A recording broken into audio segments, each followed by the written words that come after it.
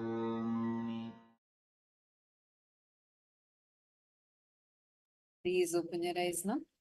Relax, you can open your eyes.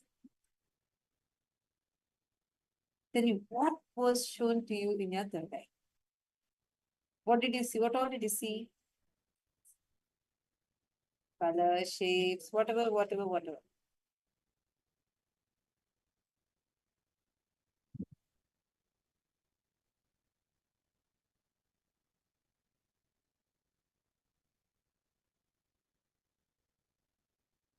Please post here in the chat.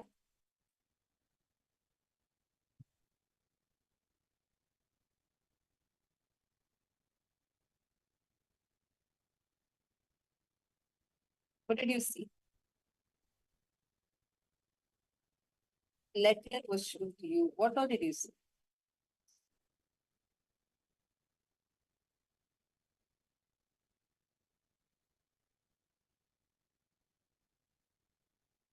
Shrimpage you. We are doing a translation into Chinese classroom. Thank you so much. Yes, thank you. To see you now. Thank you so much. Okay. Any different answers are coming? Shall we see what the actual answer is? 3, 2, 1. Was the letter P with a flower and some green color, red and yellow, and majorly white. So this is what was shown. And Sri Shaya, you have said you saw a white rabbit and you saw a ball. You see, white color is very related. Do you see that? It's very, very related because majorly here it was white color. So you have done partial manifestation. See, understand, celebrate your manifestation. The more and more you celebrate, saying, offering your gratitude, that Swamiji is manifesting through you, you will allow that power to manifest more. So next time, instead of just seeing the colors, you start seeing the shades. And then you start seeing the exact image that is shown. Wonderful. Do you see how you're manifesting? It is a manifestation. Offer your gratitude to Swamiji and continue with this manifestation more.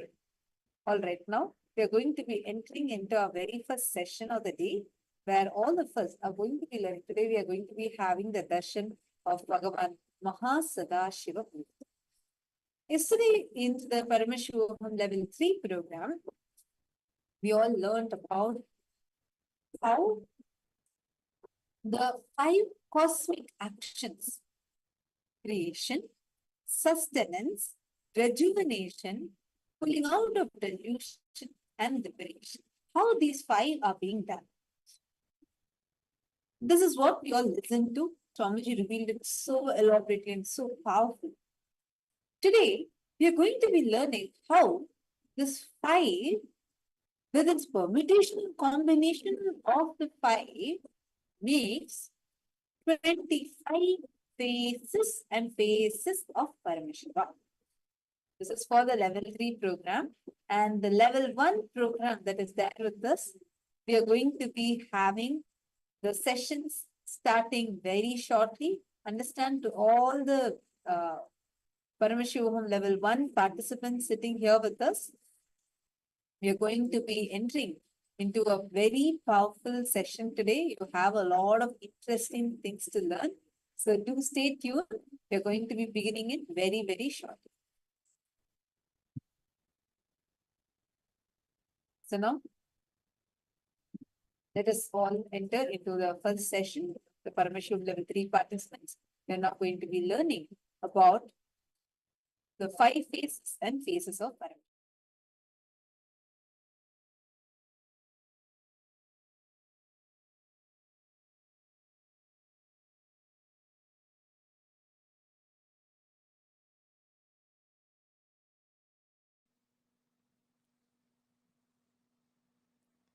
Paramashiva, in his Mahasadashiva Murti manifestation, who is the Lord of Maha Kailasa, with 25 heads, 75 eyes, 50 hands, Sarva Mangala, Sarva Atsarya, Sarva Swatantra, Sarvanyatva, Ananta Kalyana Gunaswarupa, Tejomaya, Swayam Prakas, in his form is alive.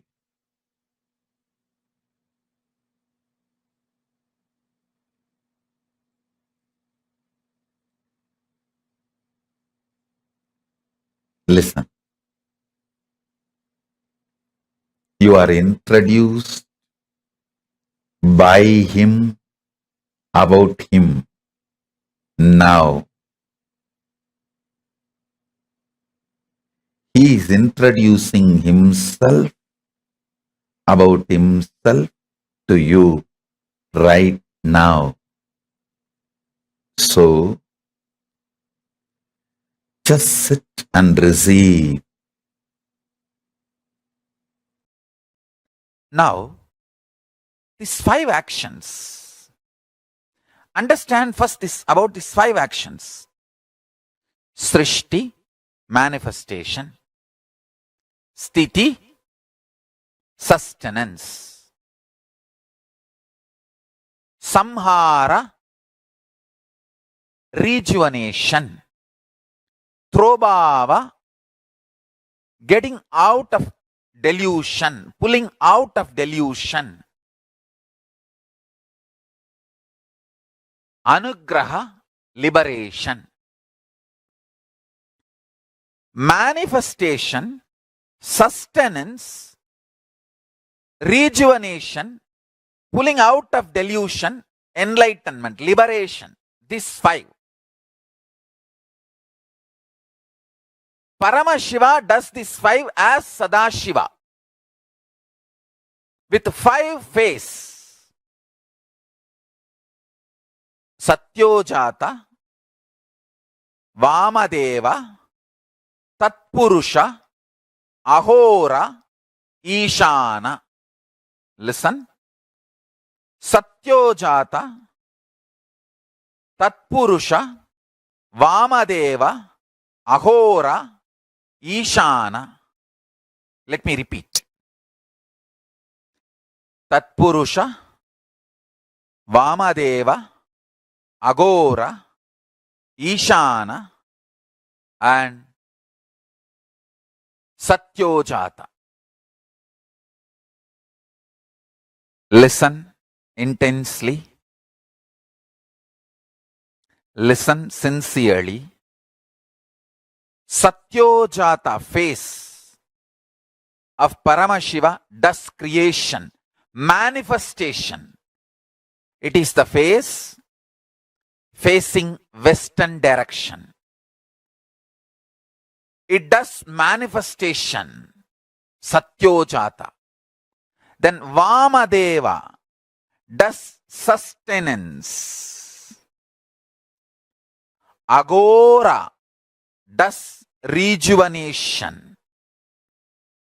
Tatpurusha does pulling out of delusion. Ishana does liberation. The Ishana face is looking upper direction. Listen, I'll repeat. Satyojata does manifestation. It is facing western direction. Vamadeva does sustenance, faces north direction. Agora does rejuvenation, faces south direction. Tatpurusha does pulling out of delusion, faces east direction. Ishana faces upper direction, and that does the job of liberation. Now listen.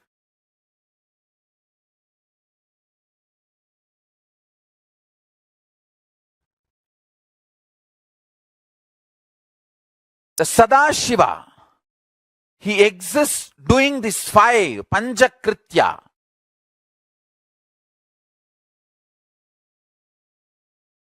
Each phase, Phase of Sadashiva, for example, the Ishana, Phasc of Sadashiva, as Ishana Murti, he does separately 5. Tatpurusha Murti, he does separately 5 action. Agora Murti, he does separately 5 actions. Vamadeva Murti does separately 5 actions. Satyojata Murti does separately 5 actions.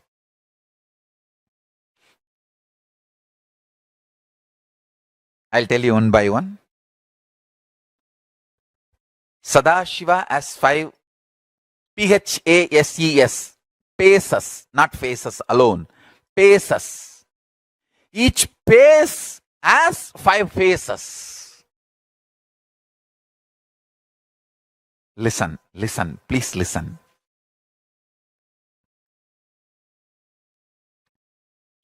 Sadashiva has 5 phases, PHASES, paces.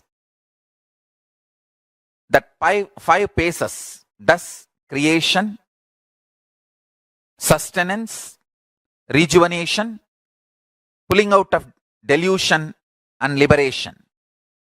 Now, each pace, for example, creation, manifestation pace, that is Satyojata.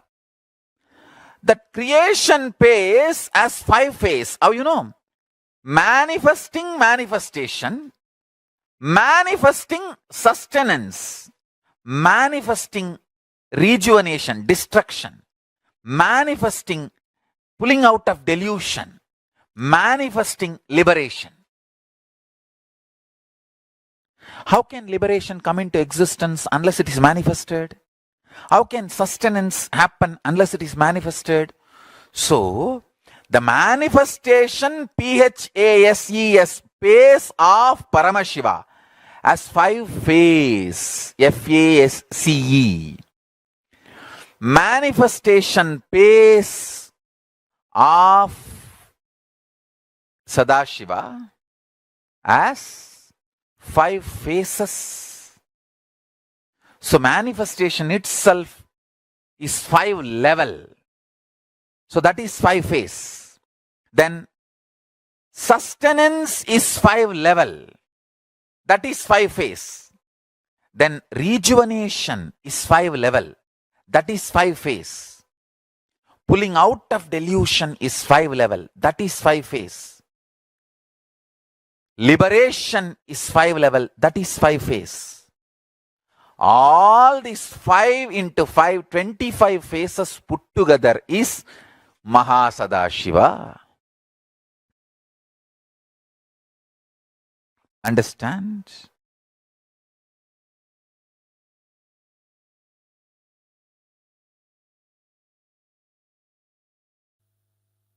I'll introduce this word, algebraic topology.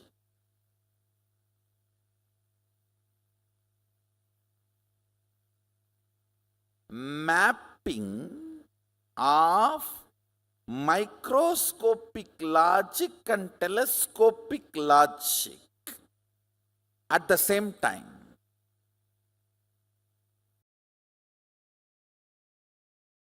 I'll reveal step by step. Internalize. It is very important for anybody who want to be my follower, because only if you know what is Paramashiva, you will understand the meaning of Paramashivoham. This whole thing is not just happening in Kailasa, it is happening inside you. It is happening inside your brain now. It is happening inside you now. Paramashiva is sitting inside you now.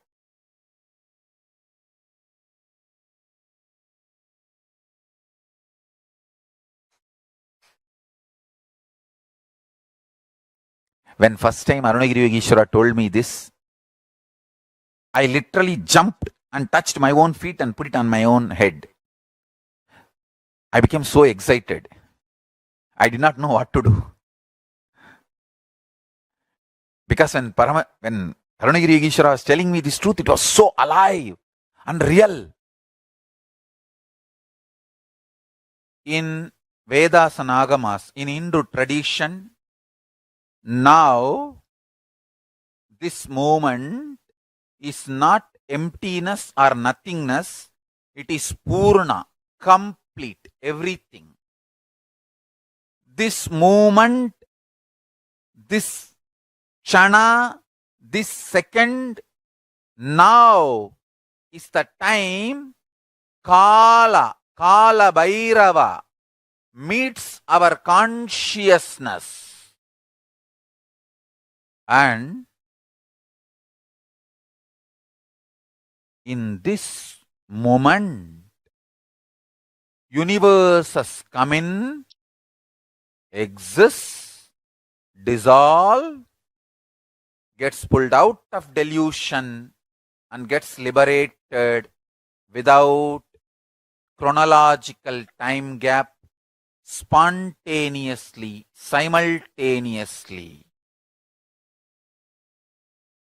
Meditate on it, understand. Samhara is created, creation is destroyed.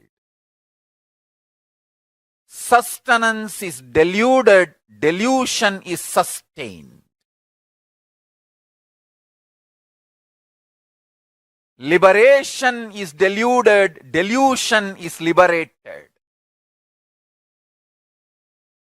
Creation is destroyed, destruction is created. Sustenance is destroyed, destruction is sustained.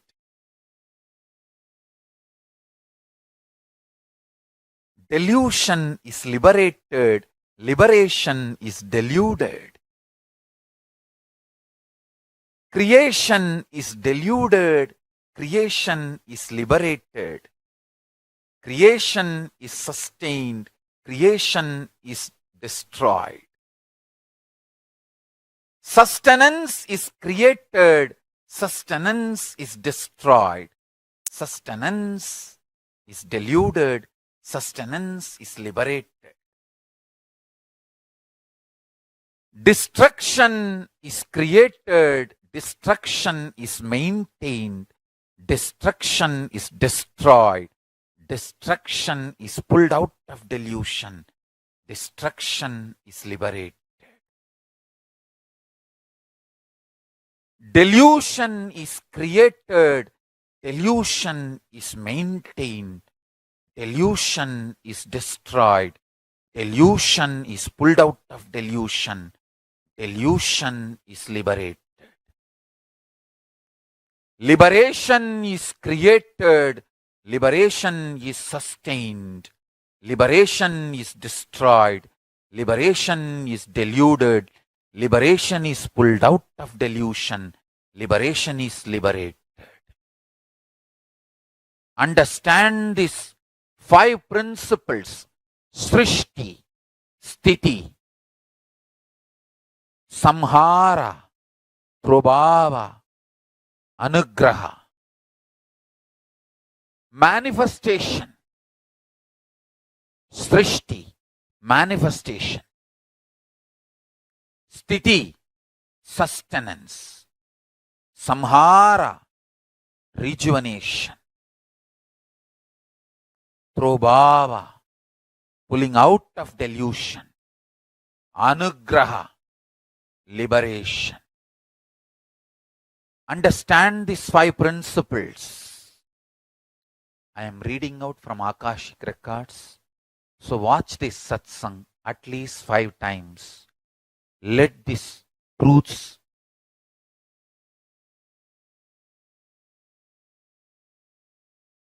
vibrate, reverberate in you. Creation is created. Creation is sustained. Listen carefully. Srishti. Manifestation is manifested, manifestation is sustained. Manifestation is destroyed, manifestation is pulled out of delusion, manifestation is liberated. Sustenance is manifested, sustenance is sthiti. Sustenance is manifested, sustenance is sustained. Sustenance is rejuvenated. Sustenance is pulled out of delusion. Sustenance is liberated.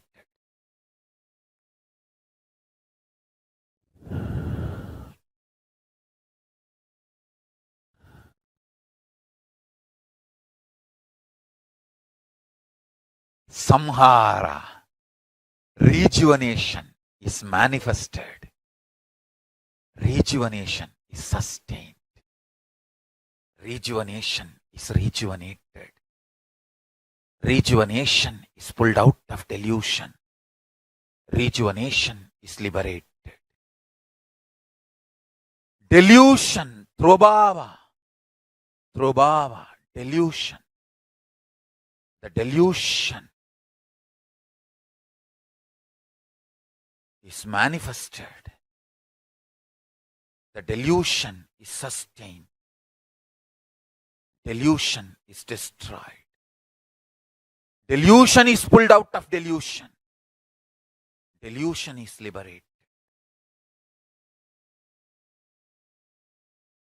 Anugraha. Anugraha is manifested.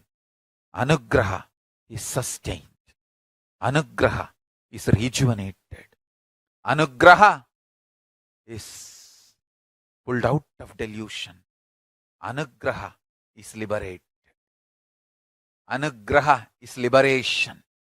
Liberation is manifested. Liberation is maintained, sustained. Liberation is rejuvenated. Liberation is pulled out of delusion. Liberation is liberated. Understand these 5 principles of existence. Srishti, manifestation. Sthiti, maintenance. Samhara, rejuvenation. Delusion. Trobhava, pulling out of delusion. Anugraha, liberation. This 5 dimension of the universe merging with one another, crisscrossing with one another, permutation, combination of these 5 with one another makes 25 faces of Paramashiva. This 25 faces of Paramashiva is now happening simultaneously, spontaneously, without time gap. Do not be tired, do not be bored, do not be bored, do not be worried, do not be disturbed. Don't feel you are not able to grasp or understand. I am revealing the Akashic records as it is, manifesting the pure existence of Paramashiva.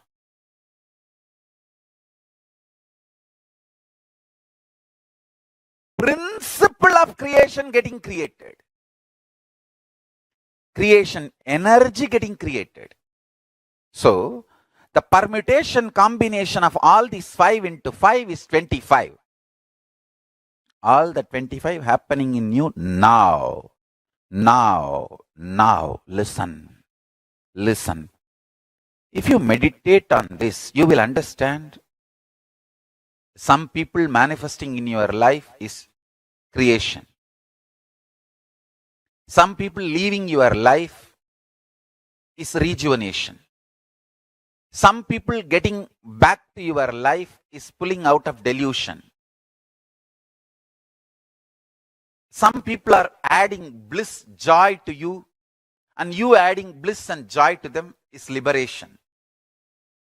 All this, understand, whether it is people, places, object, health, anything you experience, it is all just the 25 principles manifesting, happening in you. If you are fighting with that happening, you are Jiva. If you are master of that happening, you are Shiva. If you sit now and complete with all these 25 happenings in your life, internally, externally,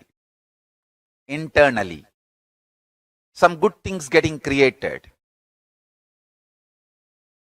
Some things which you think as good getting destroyed, rejuvenated. Some things getting pulled out of delusion. Some things getting liberated. Listen carefully. 5 into 5, 25 happening now in you is the meaning of Om Nityananda Paramashivoham. This is the meaning of Mahavagya. Understand? This is the powerful cognition of Mahavagya. What is the powerful cognition of Mahavagya? All the 25 happening now in you.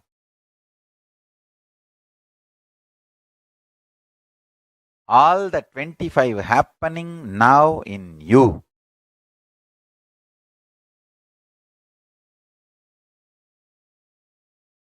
Satyojata Murti, Vamadeva Murti, Tatpurusha Murti, Aghora Murti, Ishana Murti. All the 5 put together as Sadashiva Murti, and all the 5 into 5 put together as Mahasadashiva Murti is happening in you now.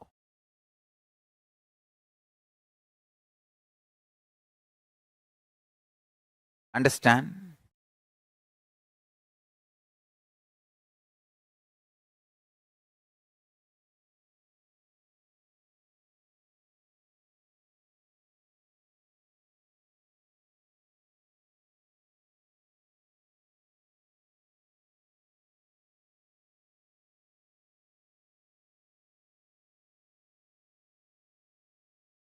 Listen carefully. I am teaching you the science Paramashiva Jnana, Paramashiva Vijnana, brought by Parashakti, given by Paramashiva himself to Parashakti and brought by Parashakti to planet Earth, Kanchi. And she started spreading it from Tiruvannamalai to the whole world. Understand? Few things you need to really understand.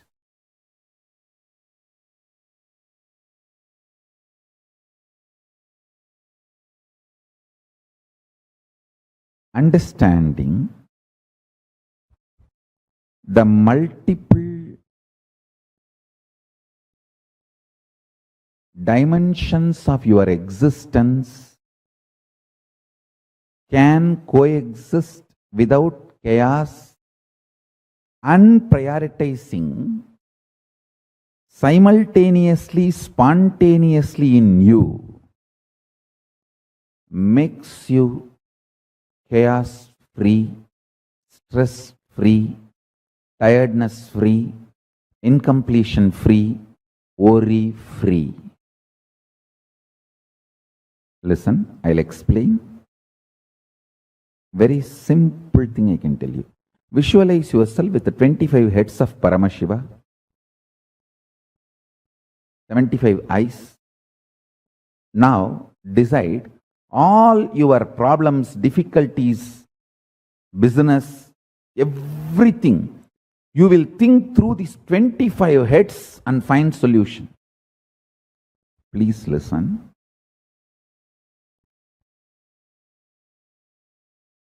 These visualizations like 25 heads of Paramashiva, 75 eyes of Paramashiva, 50 hands of Paramashiva, all these expands your conscious elasticity.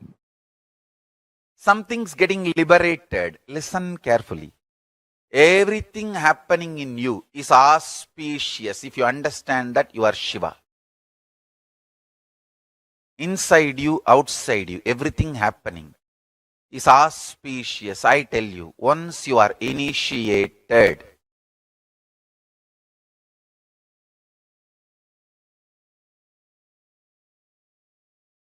once you are initiated, once you are my disciple, listen very clearly.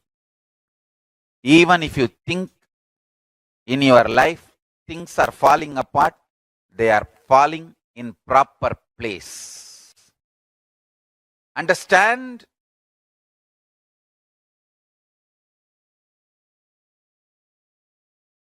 Nothing is falling apart. They are all falling in place.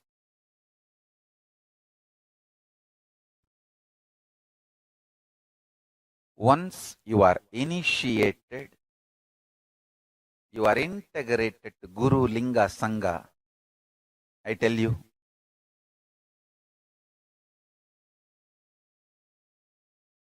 nothing falls apart.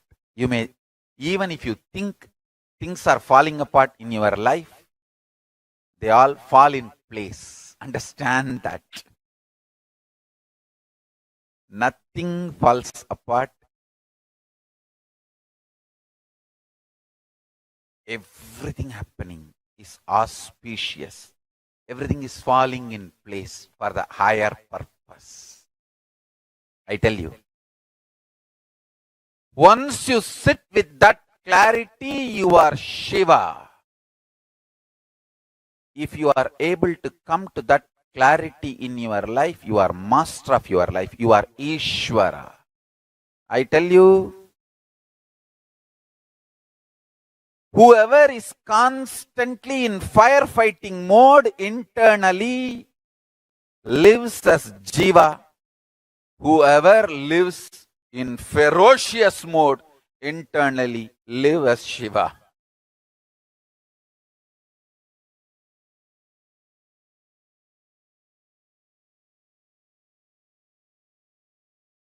Listen, please listen.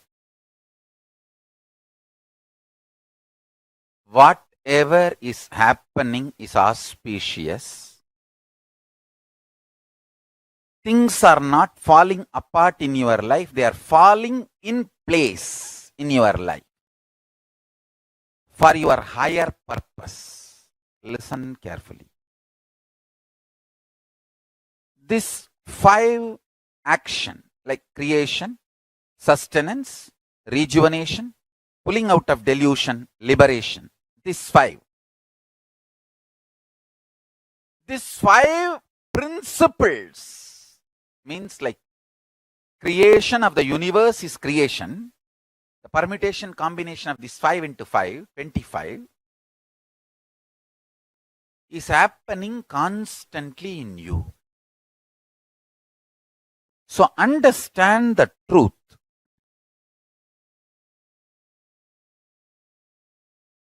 Everything happening in your life is auspiciousness. With this one truth, one powerful cognition, if you sit and bring this clarity, completion, joy, restful awareness, this one principle in your life alive, then you are free from death. You are free from death.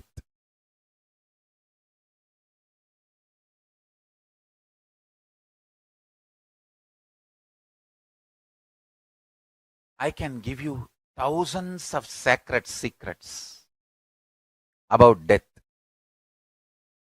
Just catch this one truth.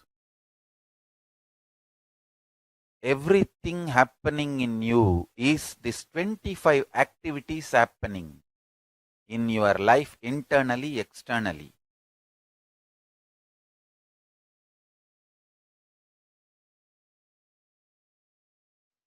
Listen. Sadashiva,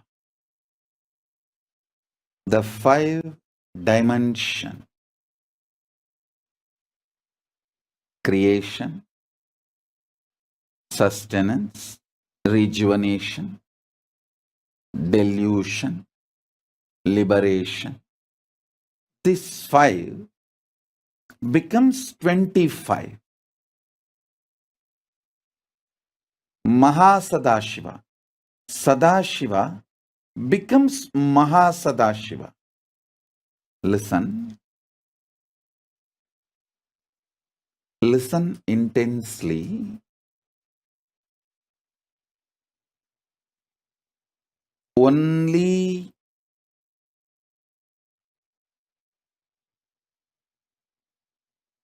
if you evolve to the level of oneness, at least intellectually,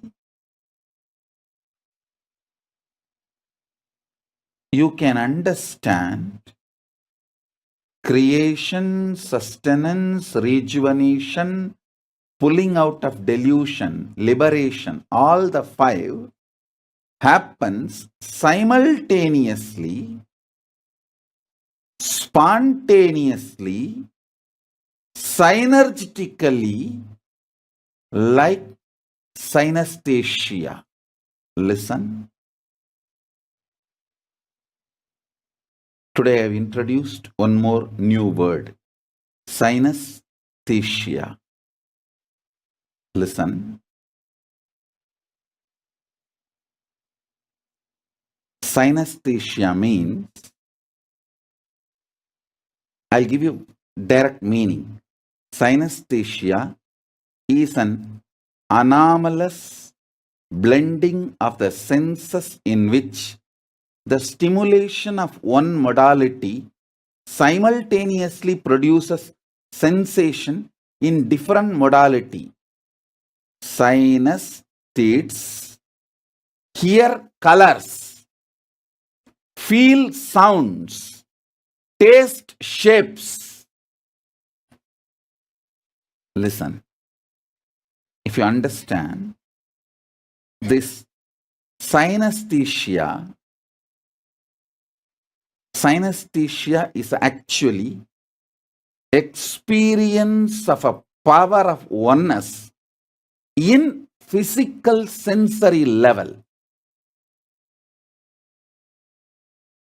It is an anomalous blending of the senses in which the stimulation of one modality simultaneously reproduces sensation in a different modality.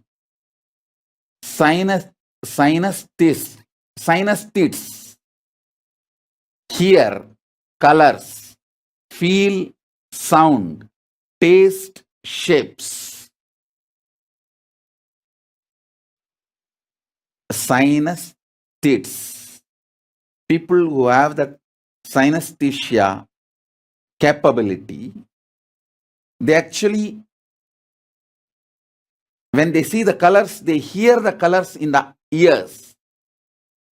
When there is a sound, they feel it in their skin.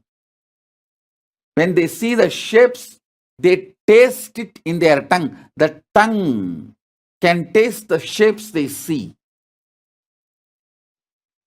So it's like a one sense material, object. They can taste it in all 5.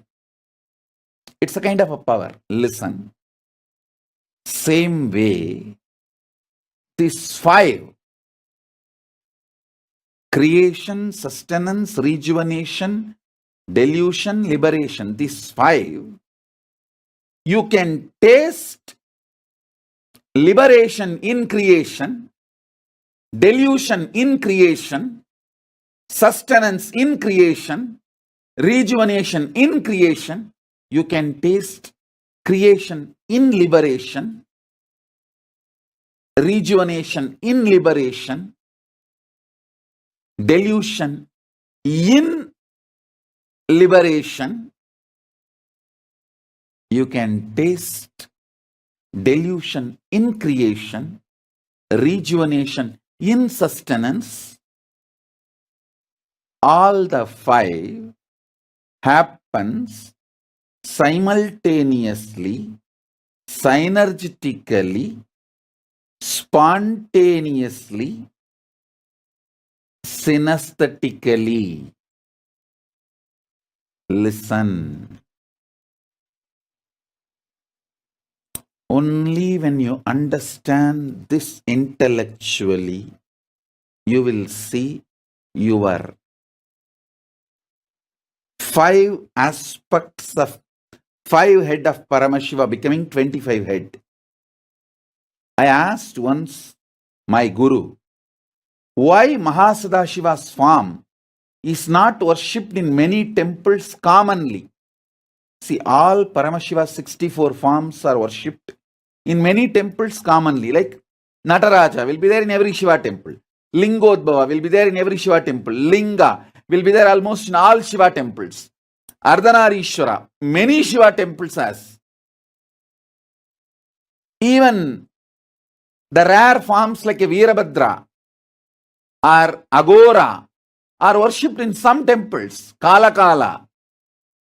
All 64 forms are worshipped in so many temples, but Mahasadashiva, totally I have seen only 2 temples having Mahasadashiva form. One in Tiruvannamalai temple, North Tower, only one place. In Madurai, in only one place. Other than these 2 temples, I have not seen anywhere Mahasadashiva form. Of course, now in all Kailasa we are putting. In the ancient temples, I asked my guru why. He said, Mahasadashiva form can be even understood only by yogis who is able to cognize oneness only if you experience the power of synesthesia. Only the synesthetics can understand. In creation, there is destruction. In creation, there is liberation. In creation, there is delusion. All the 5 happens simultaneously, spontaneously, synergetically, synesthetically.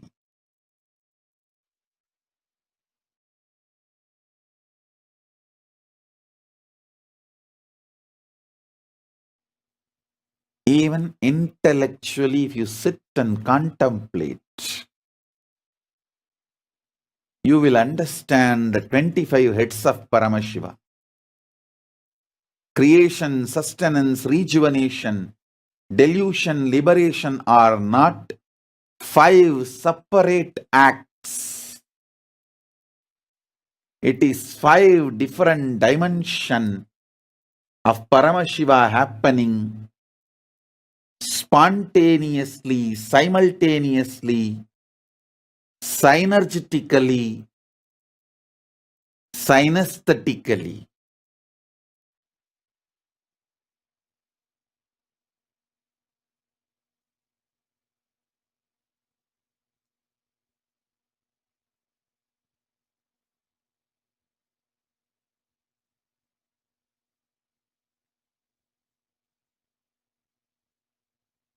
Using your brain to understand this principle will awaken Mahasadashiva's presence in your being. listen, you can use the capacity of your brain's capacity to think to reach Paramashiva. Buddhism continuously teaches only in no mind state you can reach Buddha. Hinduism does not close the doors for thinkers. Hinduism is such all-accepting tradition. It does not close the doors for thinkers. Even if you sit and think, use your thinking. How? All the 5 action, creation, sustenance, rejuvenation, delusion, liberation, can happen simultaneously, spontaneously, synergetically, synesthetically. Just even if you sit and start contemplating, your brain's capacity will increase. It will start cognizing Mahasadashiva's qualities. Listen, when you meditate on his qualities and request his being to land inside you, he just manifests. Actually, he is inside you. When you meditate on his qualities, when you try to understand, your thinking will surrender to his vastness and greatness. You will realize he is more than all these put together. Then he simply manifests himself in you. Now,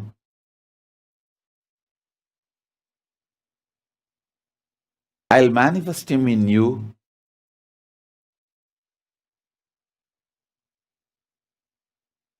Just you understand, try to think what I am saying. Creation, sustenance, rejuvenation, delusion, liberation. These are the 5 phases of Sadashiva. All these 5 happens spontaneously, simultaneously, synergetically, synesthetically.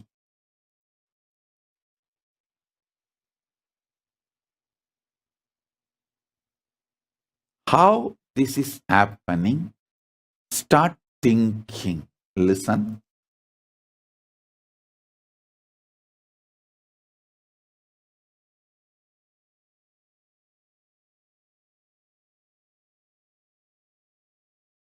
When Arunagiri Yogeshwara asked me to start teaching,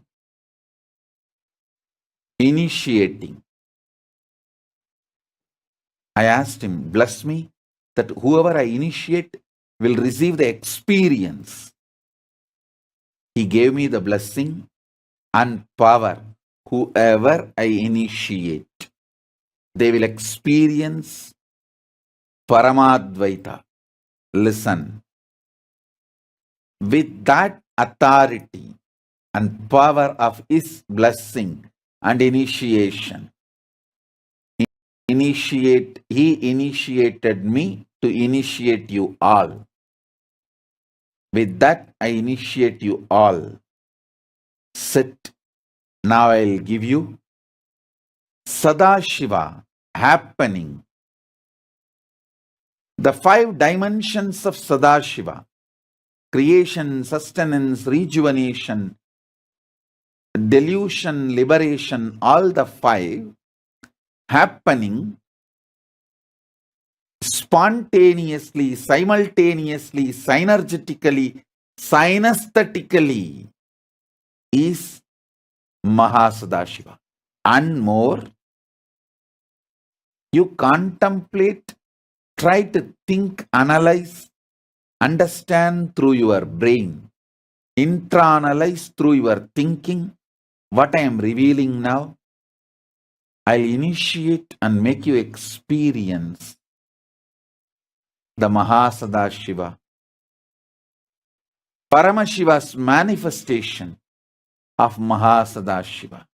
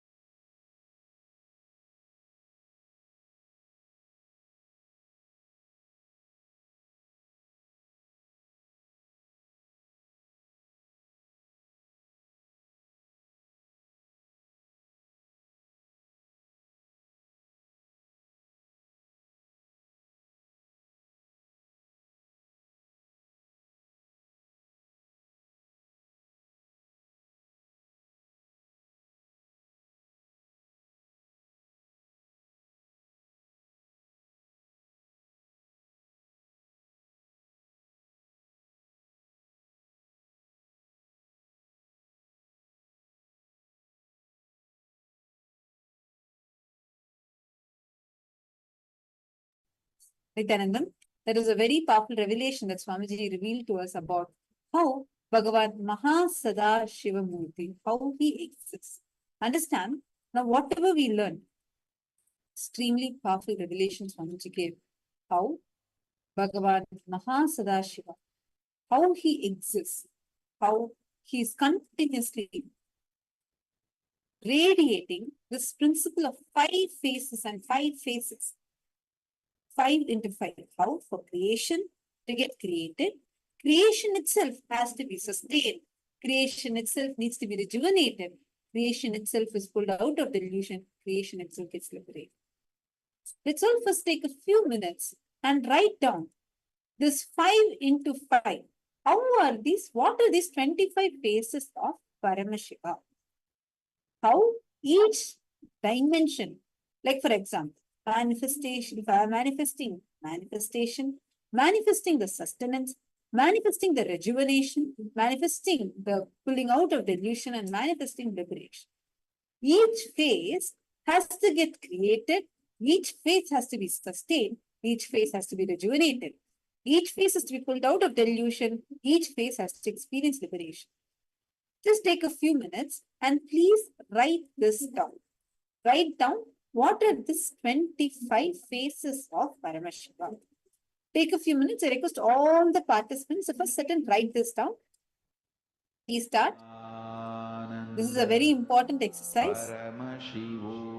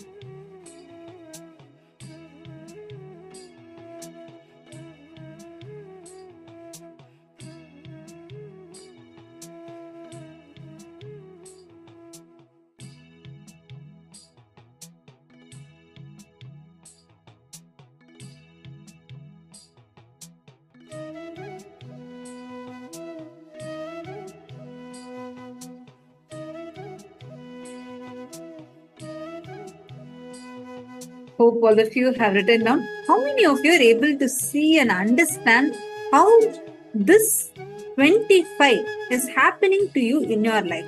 How many of you are able to catch that?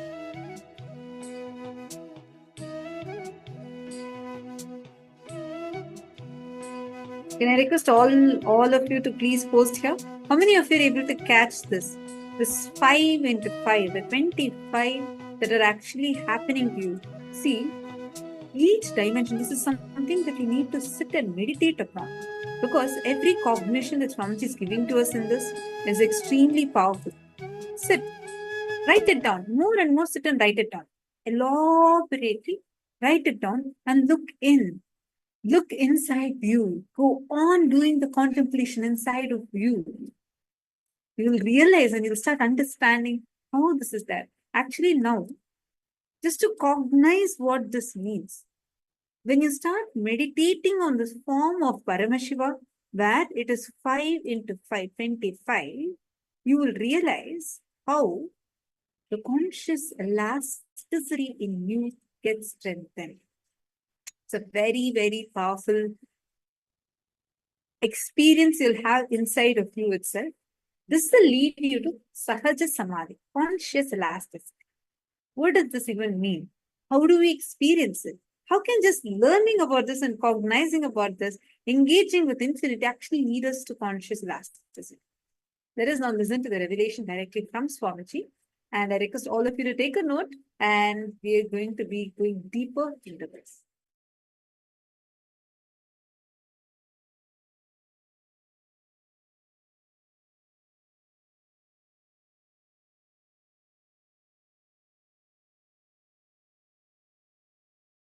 Paramashiva's message directly from Kailasa. Conscious elasticity is ability to unclutch and operate. Ability to unclutch and operate. In Sanskrit, we use the word called Sahaja Samadhi. Ability to be absolutely stress-free, but alive, active, vibrant.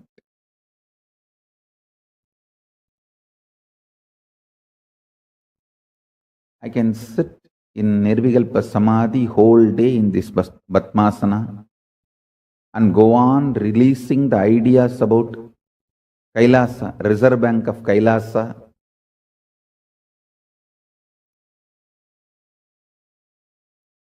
Understand the principle of conscious elasticity, then you will be able to understand what I am trying to share with you all. Conscious elasticity means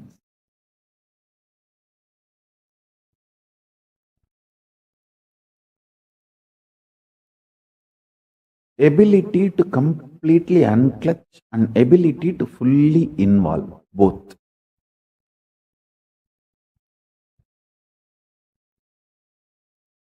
This ability gets built in your system when you start enjoying unclutching more and more. Mark these words. Mark this word.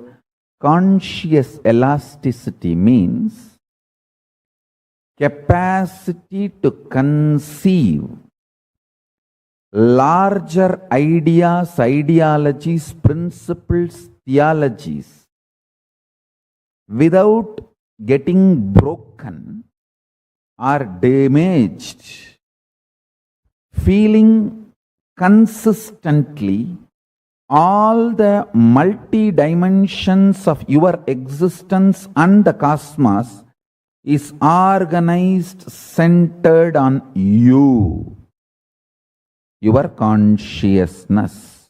Listen.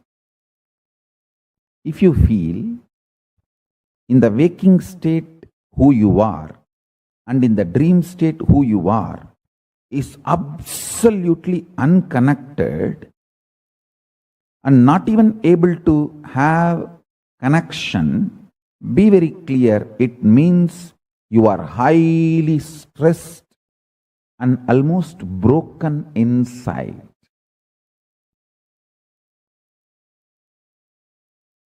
the multiple parts of you, dreaming part, visualization part, thinking part, emotional component, feeling component, deciding component, all this, if it is connected in sync, synergic, that is what I call conscious elasticity. It just gets pulled, pushed, dragged, but never gives way, breaks. Falling into dream state, falling into deep sleep, getting out of it, should be almost like a sweet vacation. Sweet vacation. Listen, in 2003, the work I wanted to do in the Sacred Arts department, publication department, temple department, Gurukul department, which I dictated as the instructions, now I can repeat as it is and continue from there. And what all I completed, what all I need to restart, the whole thing is in my brain, stress free. It is because my decision to coexist with all my internal multi-dimensions has made me live stress-free and gave me the conscious elasticity to live with the external things also stress-free and coexisting. Listen.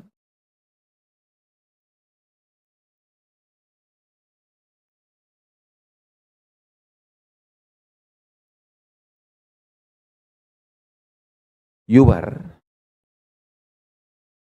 various dimensions, your dreaming part, your decision-making part, your emotional part, your violent part, your compassionate part, your loving part, your hating part, the multiple things happening in you, decide to assimilate all of it and bring everything to a larger, clear, connected, smooth way of existing. Listen, your conscious decision to integrate you can heal a lot of conflicts inside you, bring a lot of completion inside you. Like how the intermittent fasting alters your liver enzymes cycle pattern and heals your body. Unclutching is the most beautiful way, method, detoxes and organizes all your multiple personalities, multiple dimensions into one existing integrated being with a large conscious elasticity. Absolutely being addicted to right things which instigates, inspires healthy existence. I tell you, fasting makes you addicted to right things in the physical world. Unclutching makes you addicted to right things in the conscious world.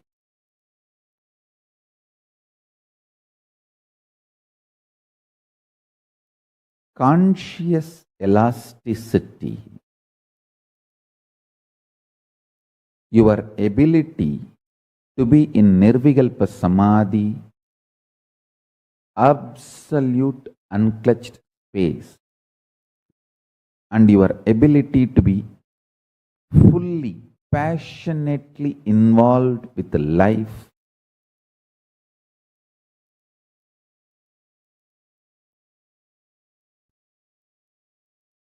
living in Sahaja Samadhi,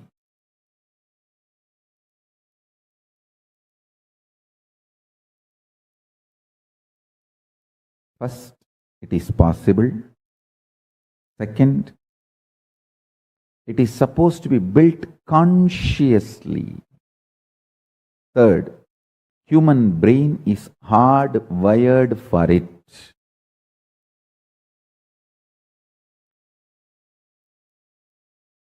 Children should be taught that they are capable of this from the beginning. Even if human beings have missed learning this science as children, when they were child, they should be taught as early as possible. There was a great saint, Ramalinga Vallalar, in South India. He gives a beautiful 3 instruction. Pasittiru, Thanittiru, Vizhittiru. Means, always body should feel hunger. You should never dump the body with food and seal it up to this. Pasittiru. Always body should be functioning, alive, hungry, burning. Jataragni should be burning. See the Homagni also in Yagunda also. If you dump the whole thing, the fire will be choked and it will not even be able to burn whatever you offered as ahuti. So you should do it in such a way that the fire should not be overloaded. Same way the Jataragni, the fire in your stomach, responsible for hunger, digestion. It should not be overloaded. It should be kept alive, constantly burning, alive.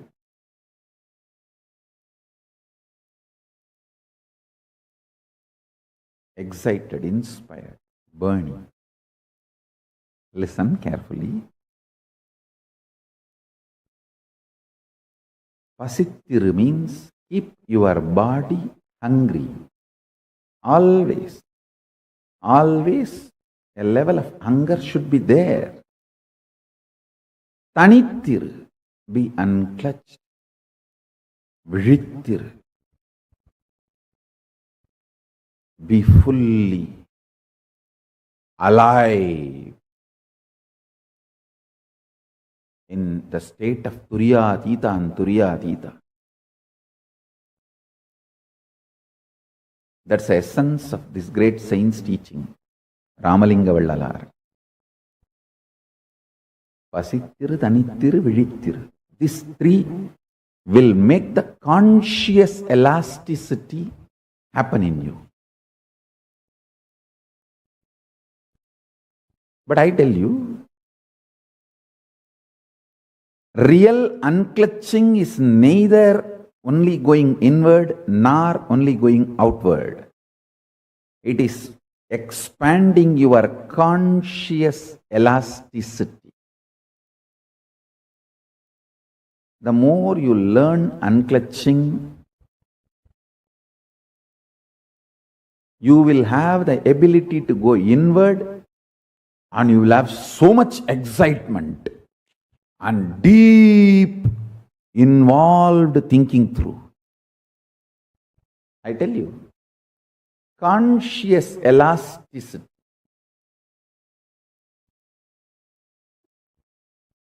capacity to be in absolute Turiyatita, in Nirvikalpa Samadhi, and Jakrat, involved.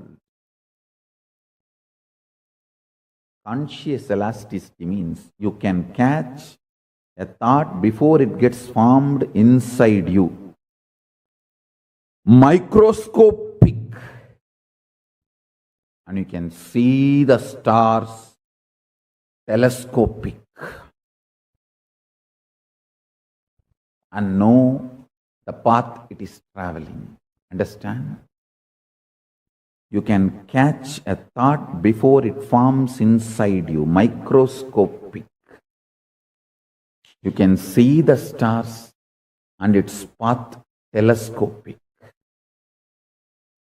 Is what I call as conscious elasticity. I tell you, you are simply capable of it. You are simply capable of it. A lower ability of visualizing invokes greater fears in you due to your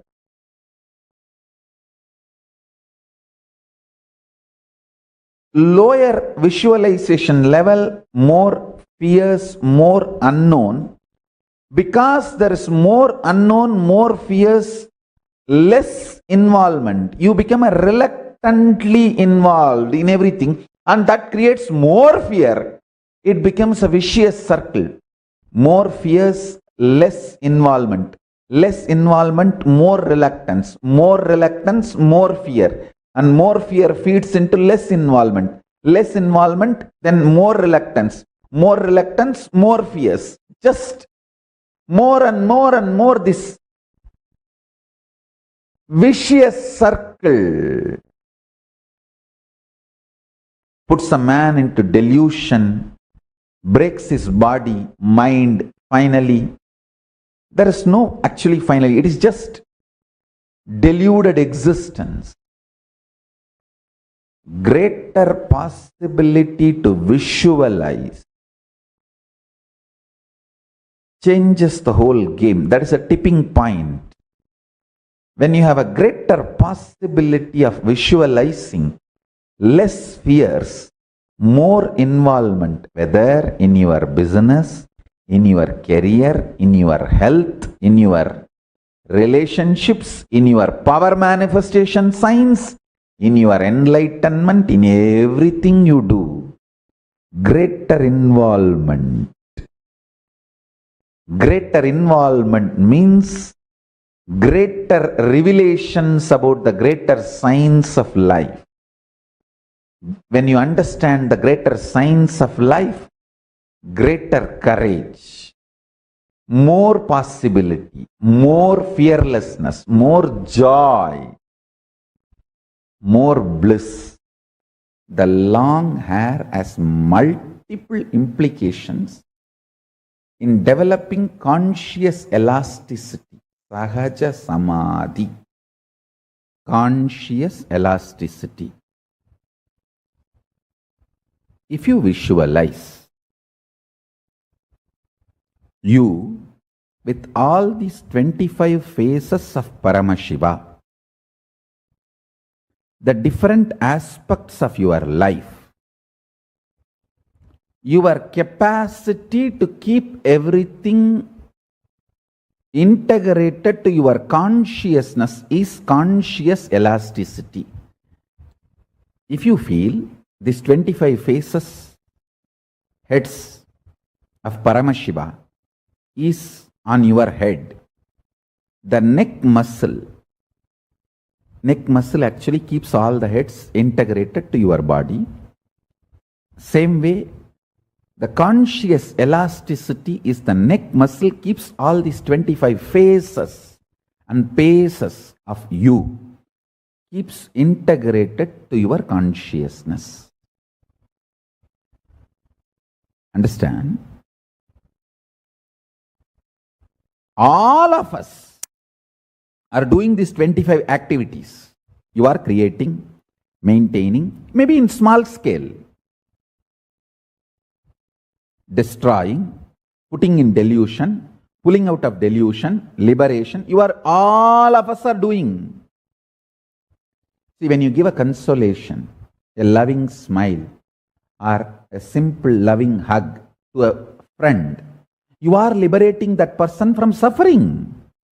So every day, knowingly, unknowingly, all of us are doing all these 25 activities. If you are in chaos, disorganized, you suffer as bandha jiva, bound soul. If you become organized, understand these 25 phases of you, is part of you, and integrate them by building a conscious elasticity, you become Paramashiva. Unclutching strengthens your conscious elasticity. Your ability to be a creator or rejuvenator or liberator or destroyer or deluder, all your dimensions will be in sync if you know how to be unclutched. By more and more unclutching, build conscious elasticity.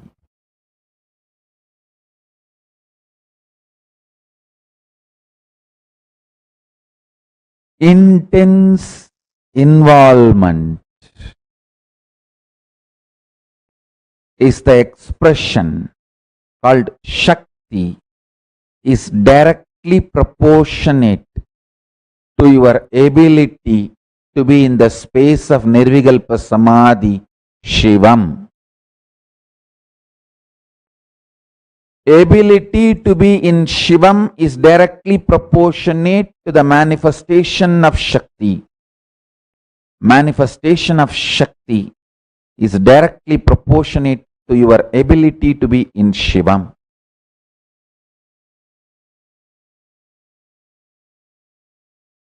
Put more energy, more attention, more awareness, more life into your ability to be in Nirvikalpa Samadhi, to build your capacity to be in Nirvikalpa Samadhi, Shivam.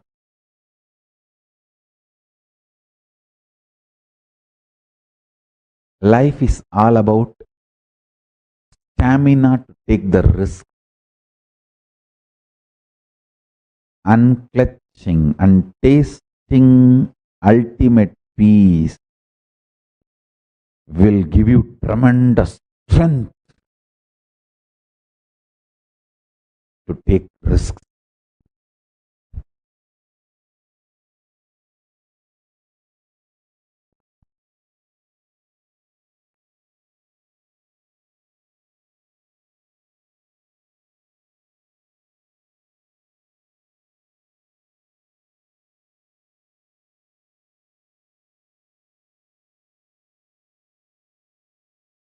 Cheap people struggle with cheap things. A middle class fellow struggles with middle class things. A high class fellow struggles with high class things. A man who realizes there is no such thing called struggle, everything is our responsibility, becomes leader.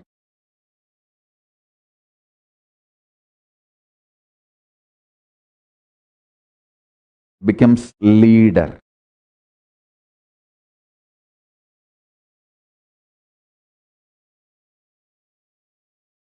Change your life from cheap struggle to higher struggle to responsibility and no struggle. From cheap struggle to higher struggle, from higher struggle to no struggle, only responsibility.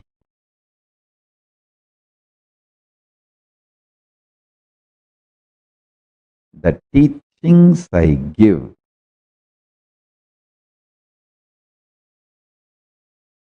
The teachings I give for my own kids are the essence of Paramashiva's teaching.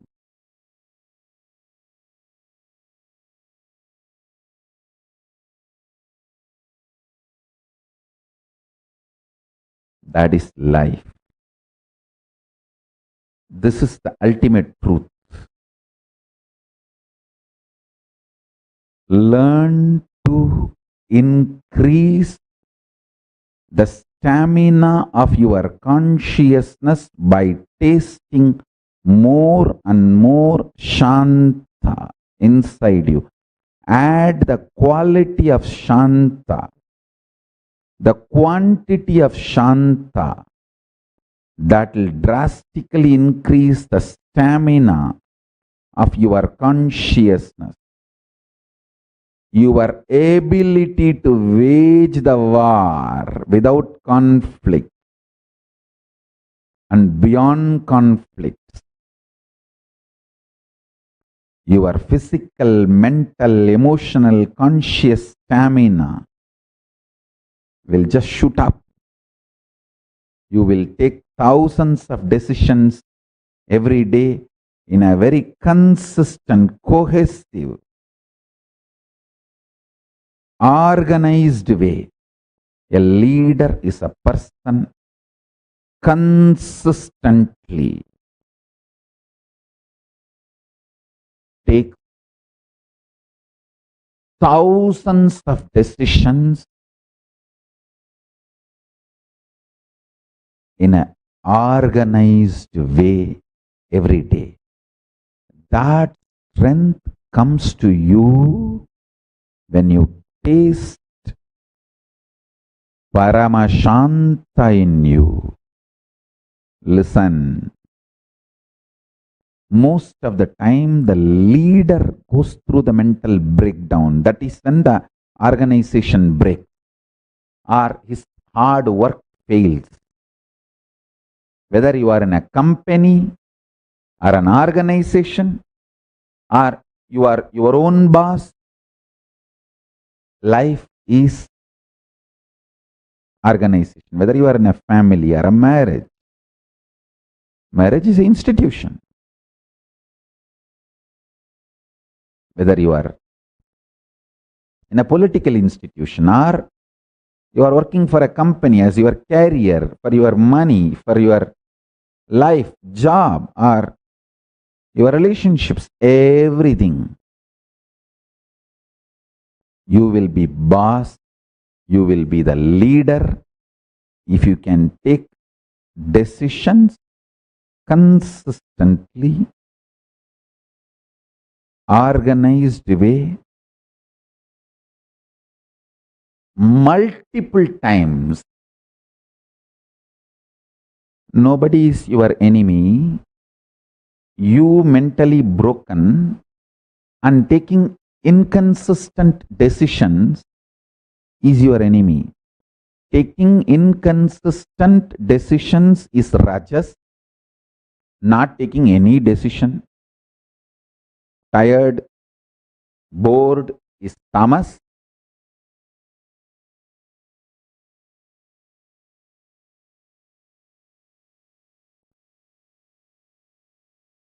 Absolutely consistent, established in Paramashanta, going on making thousands of decisions in a very consistent way is the quality of a leader. I am producing enlightened leaders for the future of Kailasa. So for them, this is the teaching I give. Experience more and more Paramashanta unclutching. So your stamina raises. Your physical, mental stamina shoots up. And you are very consistent, integrated to you. Integrated to you. integrated to you. Being integrated to you makes you leader.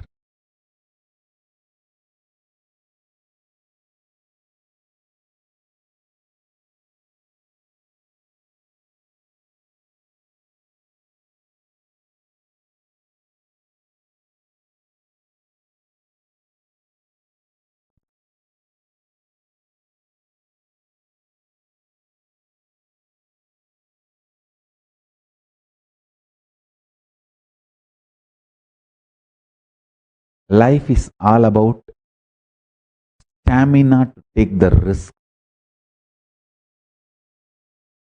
unclutching and tasting ultimate peace will give you tremendous strength to take risks.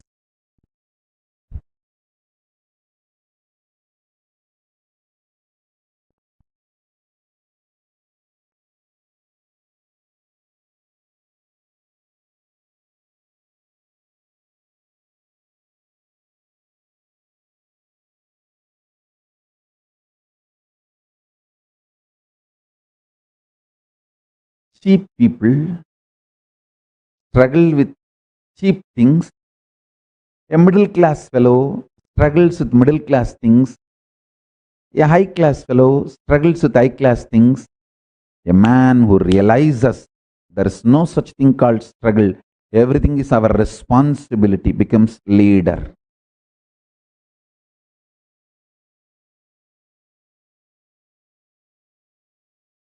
Becomes leader.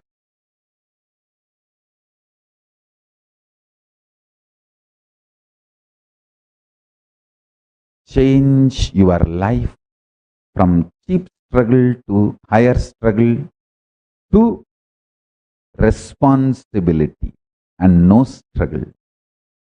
From cheap struggle to higher struggle, from higher struggle to no struggle, only responsibility.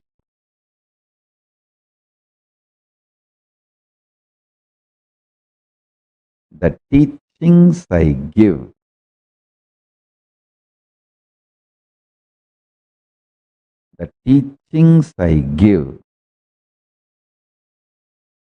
for my own kids are the essence of Paramashiva's teaching.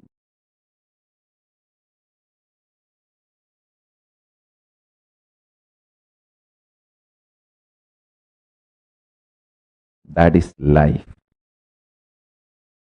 This is the ultimate truth. Learn to increase the stamina of your consciousness by tasting more and more Shanta inside you. Add the quality of Shanta, the quantity of Shanta, that will drastically increase the stamina of your consciousness. Your ability to wage the war without conflict and beyond conflicts. Your physical, mental, emotional, conscious stamina will just shoot up. You will take thousands of decisions every day in a very consistent, cohesive, organized way.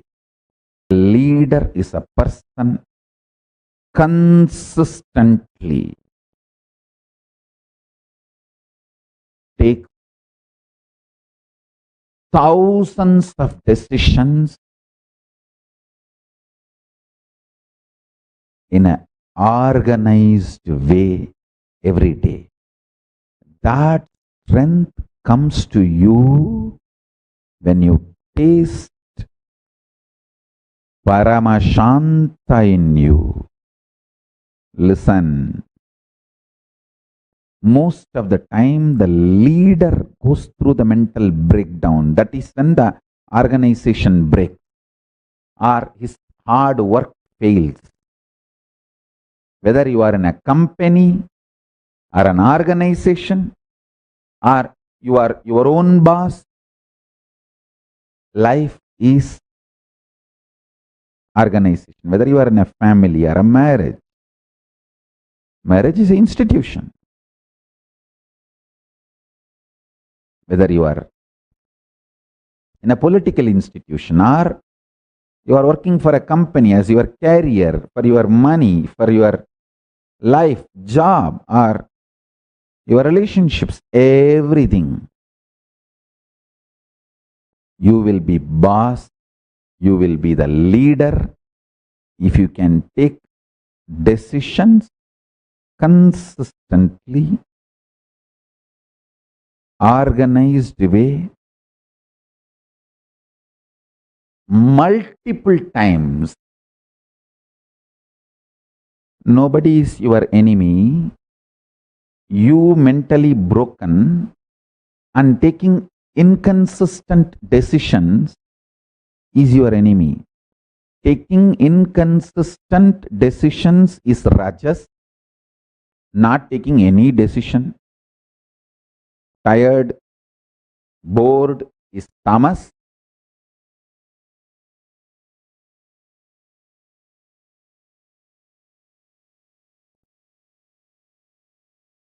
Absolutely consistent, established in Paramashanta, going on making thousands of decisions in a very consistent way is the quality of a leader. I am producing enlightened leaders for the future of Kailasa. So for them, this is the teaching I give. Experience more and more Paramashanta unclutching. So your stamina raises. Your physical, mental stamina shoots up. And you are very consistent, integrated to you. Integrated to you. Integrated to you. Being integrated to you makes you leader. Paramashiva's message from Kailasa. Understanding the multiple dimensions of your existence can coexist without chaos and prioritizing simultaneously, spontaneously in you makes you chaos free, stress free, tiredness free, incompletion free, worry free. Listen, I'll explain. Very simple thing I can tell you. Visualize yourself with the 25 heads of Paramashiva, 75 eyes. Now decide all your problems, difficulties, business, everything. You will think through these 25 heads and find solution. Please listen.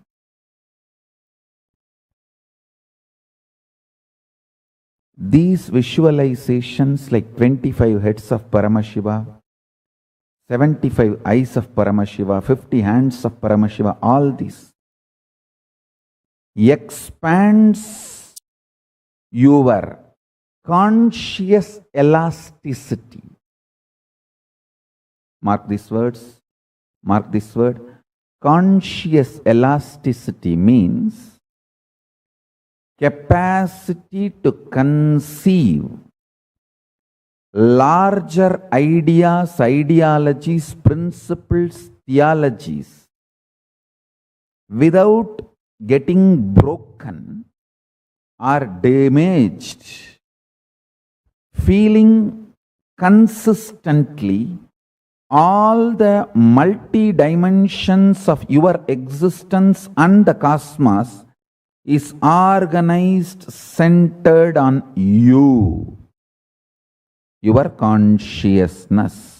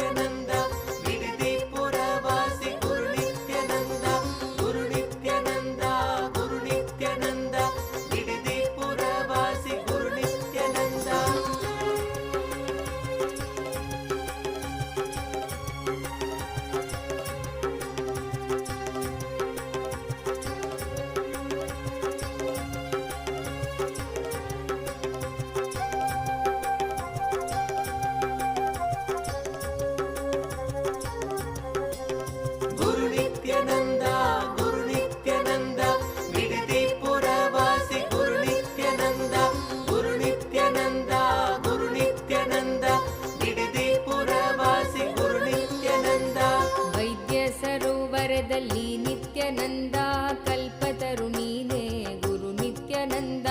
ವೈದ್ಯ ಸರೋವರದಲ್ಲಿ ನಿತ್ಯಾನಂದ ಕಲ್ಪತರು ನೀನೇ ಗುರು ನಿತ್ಯಾನಂದ. ಆಲರಳಿಯಲಿ ನೀನೇ ನಿತ್ಯಾನಂದ, ಬಿಲ್ವತ್ತಿಯಲಿ ನೀನೇ ನಿತ್ಯಾನಂದ. ಆಲರಳಿಯಲಿ ನೀನೇ ನಿತ್ಯಾನಂದ, ಬಿಲ್ವತ್ತಿಯಲಿ ನೀನೇ ನಿತ್ಯಾನಂದ. ಗುರು ನಿತ್ಯಾನಂದ ಗುರು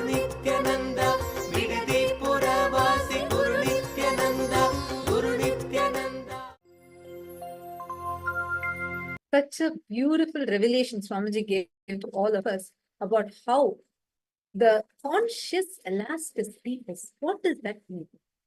How many of you, when you were especially sitting and internalizing what Swamiji was telling and engaging with this infinity, how many of you are understanding about engaging with infinity? Where constantly, as you keep thinking, meditating upon the 5 phases and phases of Paramashiva. How many of you are understanding, cognizing inside you? There is an expansion that's actually happening for you. How many of you are able to see that? How many of you are seeing this?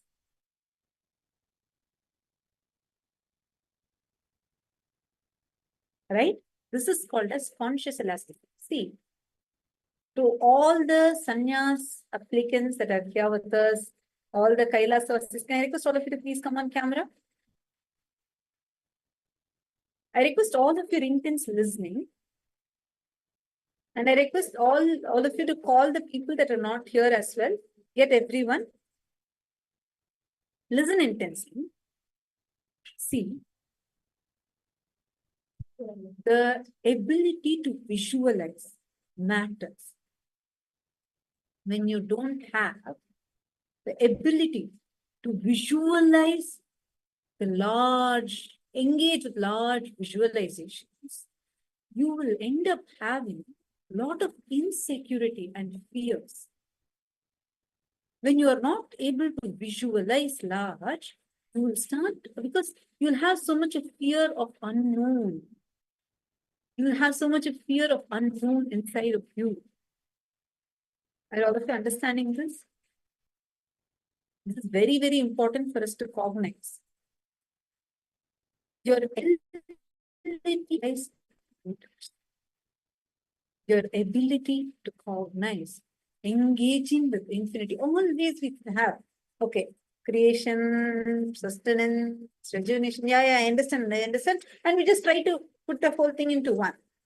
And especially when you are trying to engage with infinity, try to visualize. Sit and try visualizing the 25 heads of Paramashiva. We start feeling, you start with one head, then the second head, then the third head, fourth head. By the time you go to the 5th head, automatically what starts happening? You start resisting. You start feeling like, okay, that's all done. I'm done visualizing. This is over. Are all of you understanding? How many of you are seeing? First step you need to do is stop that pattern and start with engaging with infinity.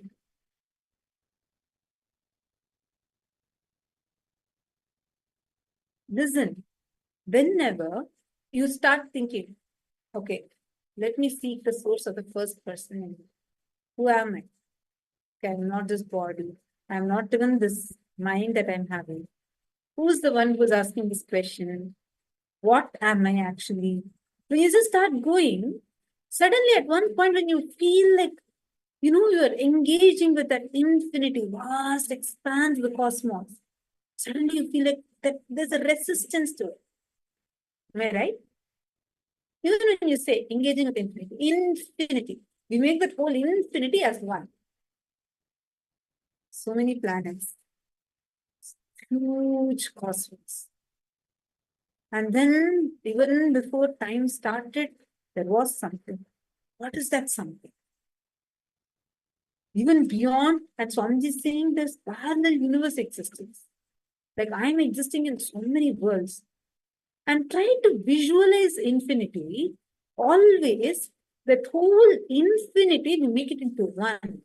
Instead, make it as continuing to engage with infinity. Go on visualizing. Visualize the 25 heads. How does Paramashiva exist? Visualize yourself as Paramashiva with 25 heads.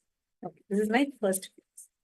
Then here I have second, third, fourth, fifth, then 6th phase, 7th phase, 8th phase, 9th phase. Try to visualize. Right? Visualize the 25 faces of Paramashiva. Automatically inside you, there's already a resistance. You already think, okay, I'm already this, just done, done, done.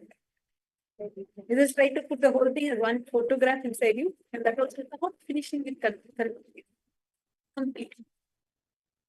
Now, focus on engaging with things. Let's do a quick exercise. I put all the people write down. The various places where all you have this fear of just saying I visualize it as you are saying it. Very good. But sit now, actually not the problem is we may visualize maths of say first row, there are 9 heads. Second row, there are 7 heads. Third row, there are 5 heads. Fourth row, there are 3 heads. Fifth row, there is 1 head. Just try to visualize Paramashiva. The thing is, by the time you visualize even one row, your mind gets tired and you start losing that whole ability to put on to that visualization. Very powerfully strong. Freedom is not the kilometer in which you travel. The unit for freedom is not how free you are to travel, how many distances. No. Unit of freedom is supposed to be in minutes. Unit of time is how long are you able to engage with anything without the interruption of your mind, interruption of your reaction, without engaging with the reactions. How far are you able to travel? That is the real freedom. It is not how many countries am I able to travel. That's my freedom. No. It is how much, how long are you able to engage with infinity without getting broken down, without getting your reactions, how much time you are able to exist without this interruption of your incompletion, that much is your freedom. How many of you are understanding this? How many of you are compromising? Sit now. Let's all write down first the various fears, the fear of unknown that you have, the 10 aspects where you're having the fear of unknown. Please sit and write it down.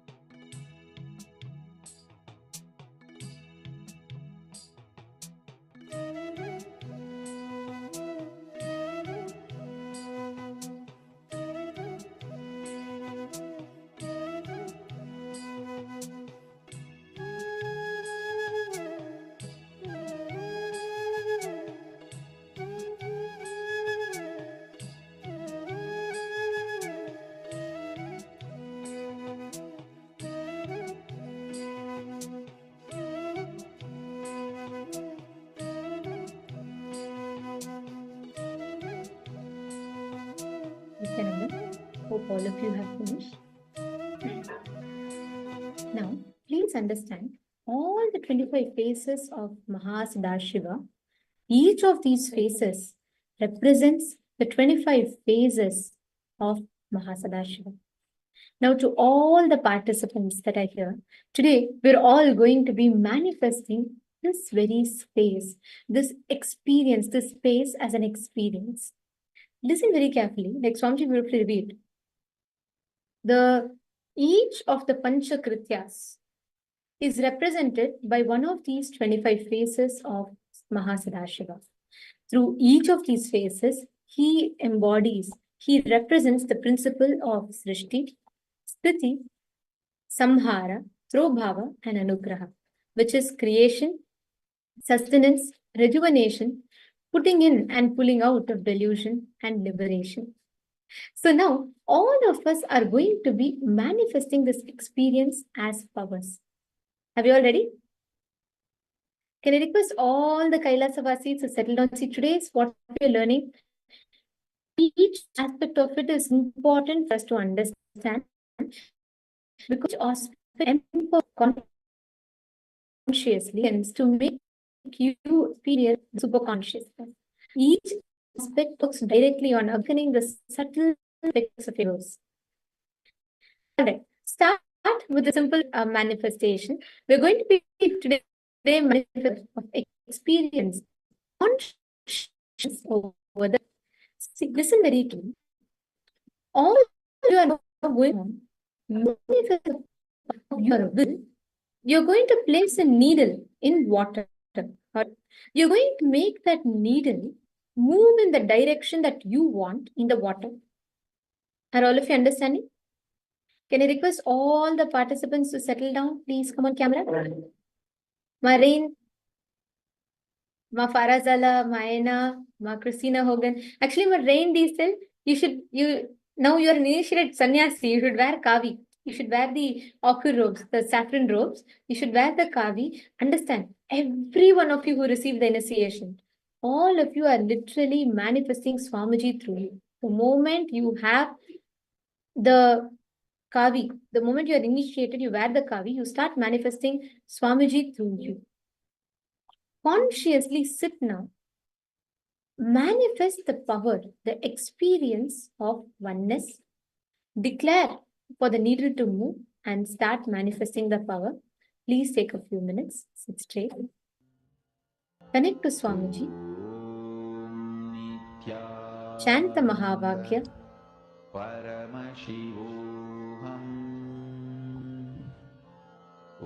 Just meditate on the truths that Swamiji revealed. The 5 phases and the 5 phases, the 25 phases of Mahasadashiva. Meditate on the principles that Swamiji revealed. Paramashivoham Om Nityananda Paramashivoham Om Nityananda Paramashivoham